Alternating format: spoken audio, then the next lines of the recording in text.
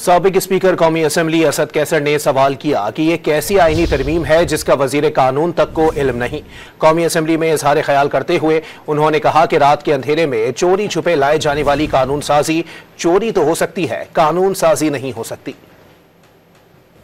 اگر law minister کے پاس پتہ نہیں، اگر حکومت کے نمائندوں کے پاس پتہ نہیں تو یہ بتائیں کہ یہ ڈراپ اور یہ نسخہ کہاں سے آیا، یہ کیمیا کہاں سے آیا۔ آپ نے جب اس قسم کی قانون سازی کرنی ہے، آپ سمجھتے ہیں کہ وہ بہت بہتر پروپوزل ہے، تو سب سے پہلے اس کو پبلک کریں۔